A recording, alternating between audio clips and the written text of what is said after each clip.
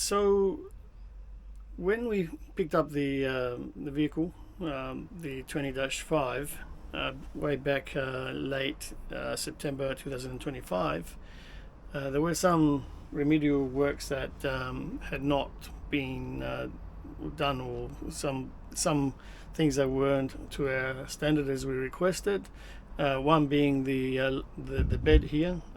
When it was being lowered, it was basically coming up to about there, sort of that level, and it was way too high. The one that we originally saw before we ordered this motorhome was being lowered, was able to be lowered right to the top of the seats there, sofa seats. So anyway, we've got covers on these now. This is the leather ones, but it doesn't matter what they are. So we eventually we took it back. We went for a little short trip for a couple of nights in October. So it was late October, early November. We took it in, and they managed to fix the bed.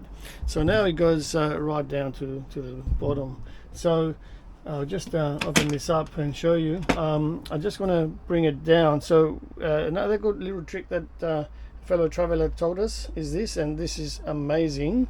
It saves so much trouble, because I had to usually hand feed these as it was going down, and one time I got my hand sort of pinched there. So this is amazing. I've never seen this before, but you just push this over a bit like this, about that much, creates that little gap there, and this will just feed, and then the rest of the excess will end up down here. So this is a good little trick, as you can see.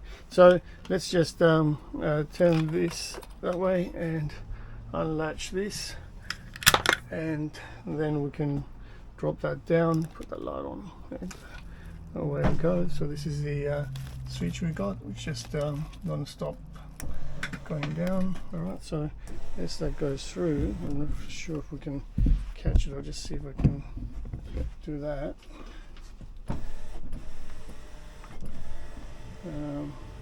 So that will start feeding into, just going down. I don't have to worry about it. It just goes into that little compartment there.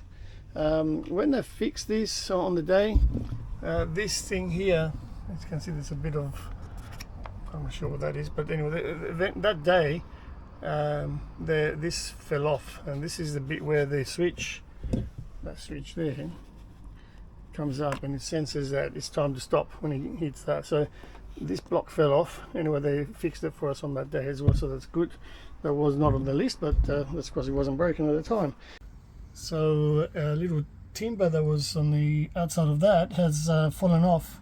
You can see that screw up there, gone in on an angle, and it just split the other part that was sitting over here. Now there's a bunch of nails there, and so Jayco will now screw the part that's fallen off from the outside and put some little things like these little dots on the outside and glue it as well, so hopefully it won't fall off, and then when the switch hits under here it'll be fine. It's not the switch that knocked it off. I think it's because I didn't do it properly in the factory. That's the little switch there. Oops, there it is. Okay, I had to wait a little bit for the tradesperson to be ready, but yeah, it took about a minute. They glued it and chucked it on. Hopefully it'll stay there now, and that's what we got. So now the oops, I just switched the lights off by accidentally pressing this thing. Okay, yeah, so it all matches okay now, as you can see. So yeah, the bed can go back up, and that switch there will hit the top. So let's have a look if we can get that on the video. Oops, I have to hold this with my other hand. Let's see. So that's coming up in there.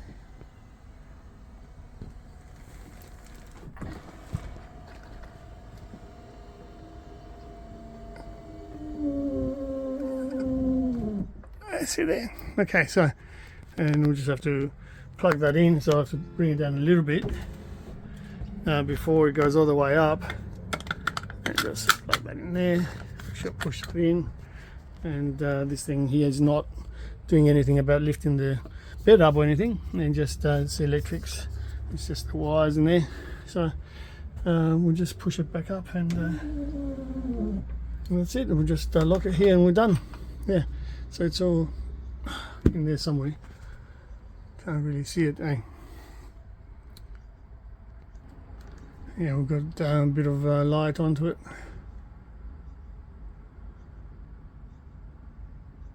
Just in there. Oh well, it's a bit hard to see. So, alright, if you don't mind, I've got a list here. So we've got the other thing was that was number one, the bed lowering. Okay, so now then DC to DC vehicle charging was not working. So they fixed that, so that's been fixed. Although what happened, they fixed it, but then it blew a fuse, so we took it back again in end of February for that, plus other remedial works, which I mentioned in a minute. So they were fixed. Now it's working still. We've just been away to another trip. Now I'm talking to you. It's April, Easter Sunday tomorrow. So today's Saturday, the 4th, I reckon, of April 2026. So well over 6 months. The time the pump was also pulsating, that's been, it still does, but it's not as bad. So that's been fixed. The gas level indicator was not connected to this screen here, so it wasn't synced to that. So if I turn on the pump, you can also hear that maybe. Just to move this thing from here. That's not too bad with that. That would do it more because it's a slower system, slower. It's a filter. It's just slower water rate. This one's not too bad. Right, so that's good. And so yeah, so that's been fixed. What was I going to say about that there? I'll just have another look. This, there it goes. Okay, so the 12 volt cuts. So what was that? Oh yeah, that's another one. Yeah, the pump hole setting. I missed one. That was the. Also, while I'm at that screen, the gas level indicator was not synced. So now that's been fixed. They try to tell us that I should do it myself and that sort of thing. But no. So if I go here and I go to the gas up there, that's, as you can see, it says 100%. Usually it says about 97 because hardly used it. I had one shower I think with it, and see that we don't really use the showers because we usually go to camps and we're not been too many as yet. Now the other problem we had, and I got back to, this is number 3 on my list, we just did number 4 and 5. So the 12 volt cuts out when the vehicle starts, so when the engine starts. So for example, I've got a clock here which runs, it's got a battery backup, but I like to have that running. So that's a 12 volt and just charges and it goes into this one here in this instance. And also I've got a 12 volt socket there, which I've got 3 things coming out of that.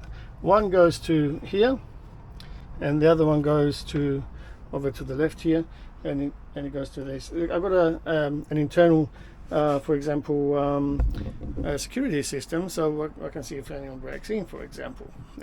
So I want that running all the time. But more importantly, what if you had a Starlink, which I've got now, because they now fixed it.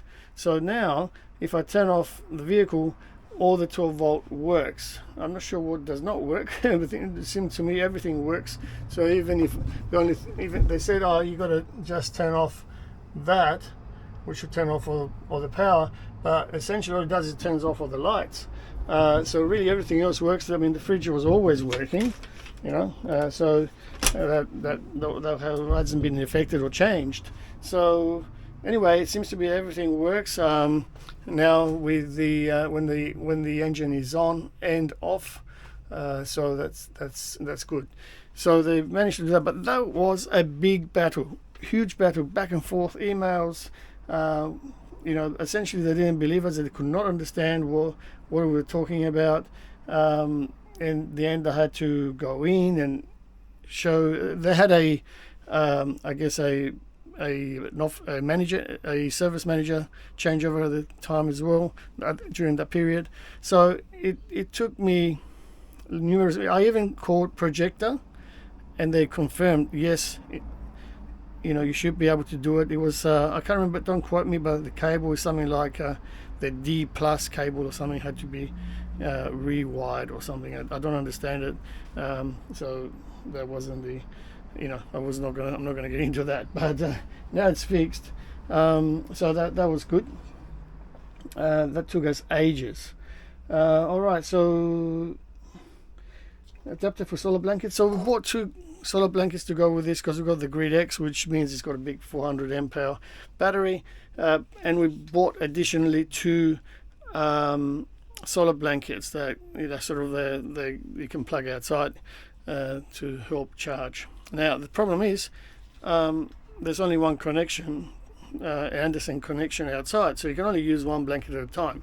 Anyway, it turns out they were supposed to give us one of these. They made one of these double adapter things, so now we can, in theory, plug both blankets.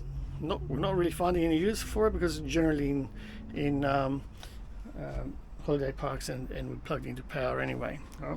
Now, just recently, also, I've always had a 240 to like 10 amp to 15 amp converter, and I got it at my property today, and I have it plugged in. But the thing is, it's saying discharging there. The thing is, it has it's been tripping. So I'm guessing there might be something wrong with my little converter. So I'll take that back where I got it from and see if we can have that exchange and see what the problem is. I tried a couple of different plugs in the property and still the same problem. So that's an aside issue, but anyway, we'll see if we can get past that issue as well. Yeah, I've got the Jayco app connected up as well, so that's really handy to have. The other big thing, this is my note number 8. I mean, I can show you what that looks like. I might do that now on my phone just so you can see. So I've got that there, so it just sort of comes up like that. Every time, for some reason, I have to confirm, always connect this device here. I'll just click that, maybe that will come up next time. Alright, so I can check all this stuff out from basically my phone if I'm nearby, or we're driving. My partner can check it or something like that, just to see what's going on with the system, especially when we get some beeping noises, which we used to get all the time. Which was basically the tire sensor would beep, but when we looked at it, it was saying normal. I mean, this will go up as you're driving. These numbers increase because the tires get hot, but it beeped all the time. And after they fixed it, supposedly when they did this thing where the 12-volt system, the house remains on even when the engine is on. After that happened, we discovered that the beeping happened. Why do I have to do that? Password or something. All right. So when that when we did this, when we fixed this problem with the engine cutting out the 12 volt. What happened? We found even if the vehicle was stationary, in fact, there was a beeping noise, and it had to do with the tire sensor. Not essentially what it was saying is something like it was having trouble connecting to the Bluetooth because the sensors on the tires, and that Bluetooth wasn't connecting to this sensor up here. So anyway, I've got a screenshot somewhere. I'll see if I can put it in here. But all right, so the thing is, you couldn't get any sleep at night, of course. You can imagine, right? It used to beep at times every minute and a half or so. It used to beep, and it would beep 11 times. So in the fact that I didn't have any other way of fixing it, I hunted around here and I found something that I thought might work, and it looks like it's worked. Not that the problem is not there still. I'm still getting the sensor issues and all that, but it's not beeping at least.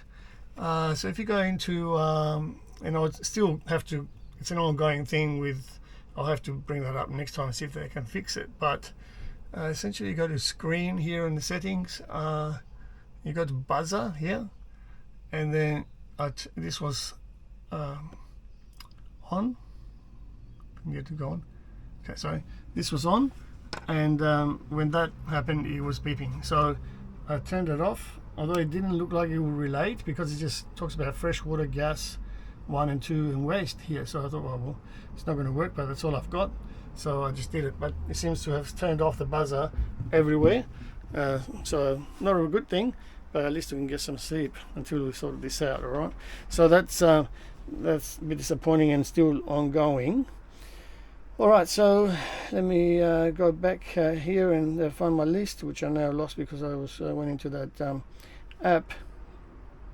Let's go down a bit and find the list. Okay, so we're about number 8 or something. Tire indicator beeping, number 9. Now the other big one is this: when we had the handover, we were told by the person handing it over never to touch the KG button, and I've confirmed since then in person with some fellow travelers, and through private messages and that sort of thing, and that this is not true, because the vehicle essentially is more than 2,500 kilograms, I think. Essentially is a heavy vehicle, especially if you've got it all loaded up. So the KG button should be on all the time. Now I haven't figured out and whether it's possible that you can have it on by default.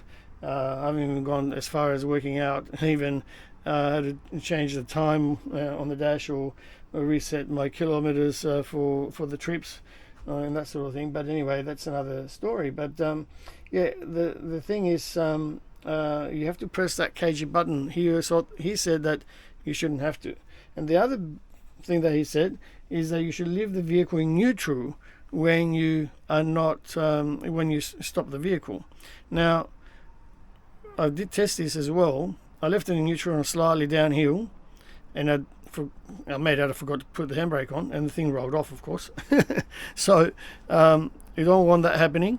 So if I then put it in first gear, it was fine. It wasn't going to roll off, even if I forgot my to pull up the handbrake. Okay, so that's another thing that we were told at the handover, which should be now amended if you're watching those handover videos. All right.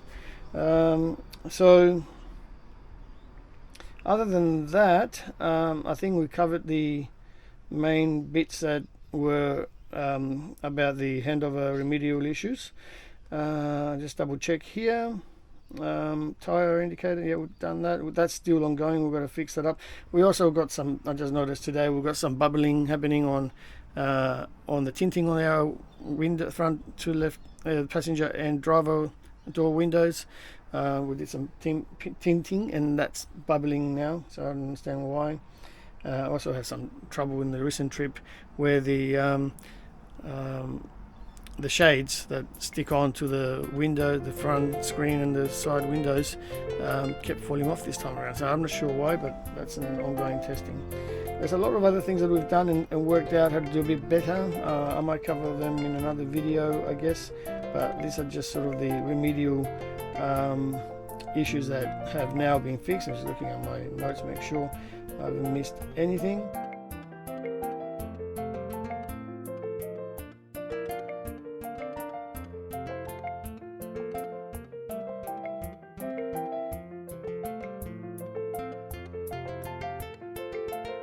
We put that bedspread up there like that with just a couple of bulldog clips. I did try to put some clips that they keep falling off. There is one left on the left there, but the rest have fallen off. Essentially, it's one of these things that I put on there, and it keeps falling off. So I went back to the bulldog clips in the end. That does amazing, because it's an amazing job, because when it's hot at the front, it and also it doesn't come through the back here. And also when the air conditioner is on at the front, we don't lose it all in the back. So it does help a lot, even though it doesn't go all the way. It still does help a lot.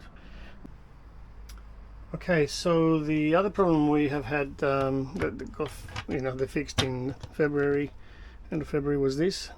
This was rubbing against here when it got to about there, so they fixed that as well, so that's good.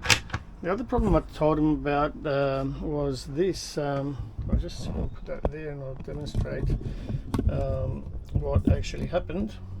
This table here, when I moved it around, it slided. It actually made this sort of rubbing noise, and maybe we pick it up from here. Hear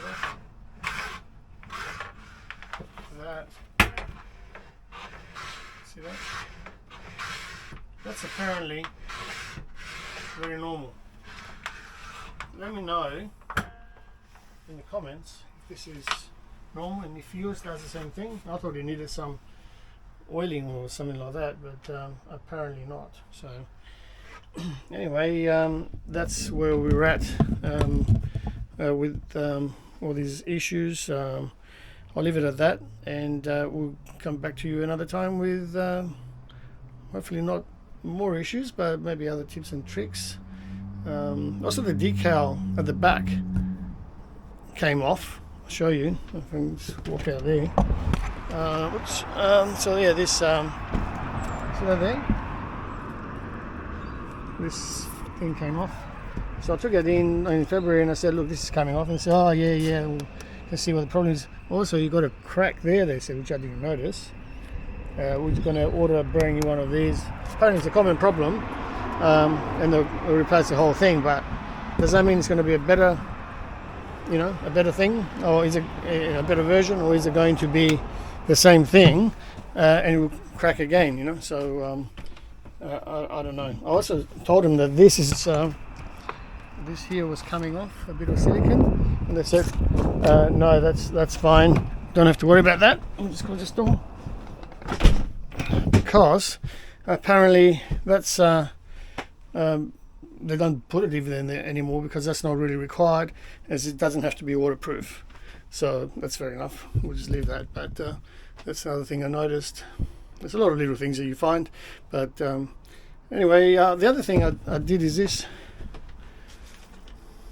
Bought this door extender. You can see that. It's like a door latch extender, and yeah, it goes here. Like when you open this window here, have it open fully, and the door is open at the same time.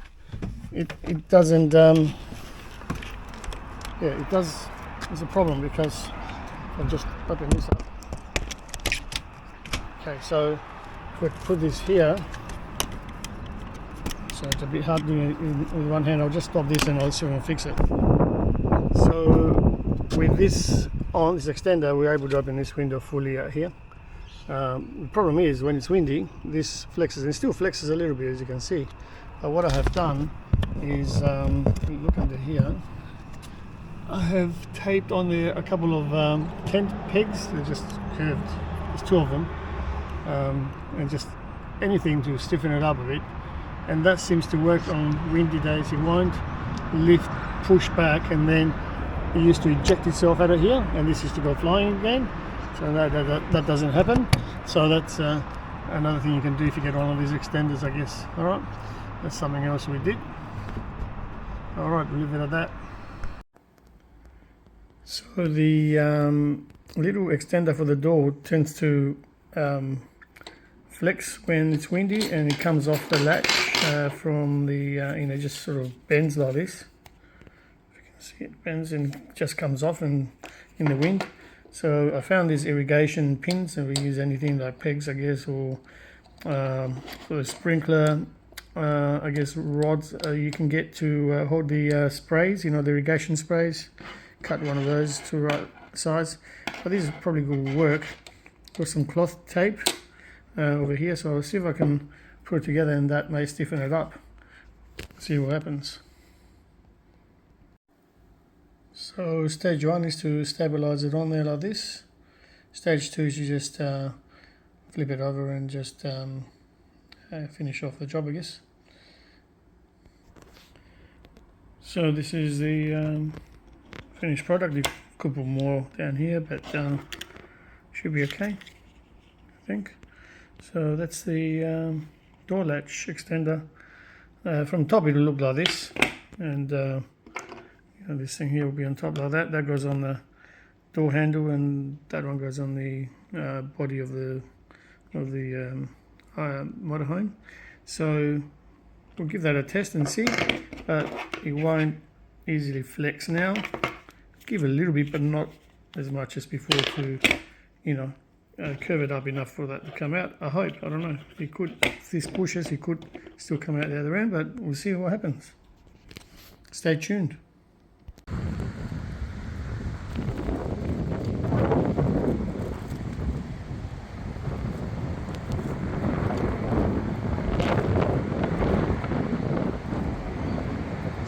It's working. It's not coming out.